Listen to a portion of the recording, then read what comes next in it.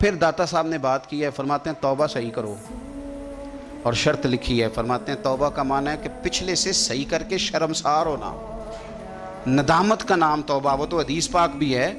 داتا صاحب فرماتے ہیں کہ توبہ کا معنی ہے تو پچھلے گناہوں سے شرمندہ ہو، تجھے کچھ پچھتاوا ہو، ندامت ہو۔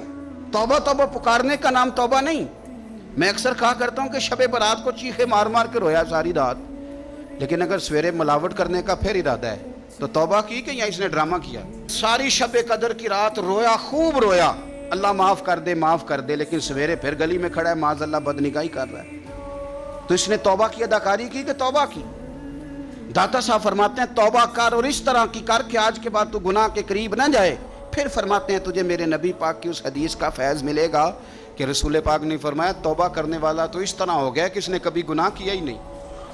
اور پھر داتا صاحب نے حدیث لکھی ہے، داتا صاحب فرماتے ہیں کہ تمہیں پتہ ہے اللہ تعالیٰ کو سب سے زیادہ کیا پسند ہے؟ حضور بتلائیے۔ تو داتا صاحب فرماتے ہیں میں نے اپنے نبی کی حدیث سنی ہے کہ اللہ تعالیٰ کو سب سے زیادہ پسند نوجوان کی توبہ ہے، چڑھتی جوانی ہو، طاقت ہو، گناہ کرنے کی پوری قوت ہو، پھر بھی وہ توبہ کرے تو میرے مالک کو سب سے زیادہ یہ چیز پسند ہے، در جوانی توبہ کردن شیوائے پیغمبری۔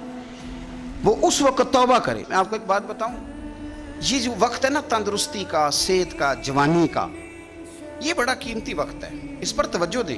میں اکثر کہتا ہوں کہ لوگ اس وقت نماز شروع کرتے ہیں جب کرسی پہ پڑھنے کا ٹائم آ جاتا ہے، لوگ تسبیح اس وقت ہاتھ میں پکڑتے ہیں جب تسبیح بھی 10 دفعہ گرتی ہے، راشا تاری ہو جاتی ہے، داڑھی اس وقت بڑھاتے ہیں کہ جب اپنے ہاتھوں سے کنگھی کرنے کے قابل نہیں رہتے۔ نوجوان کی توبہ میرے نبی پاک فرماتے ہیں رب کو سب سے زیادہ پسند ہے۔ او نوجوان، تو نے غور نہیں کیا بات پہ؟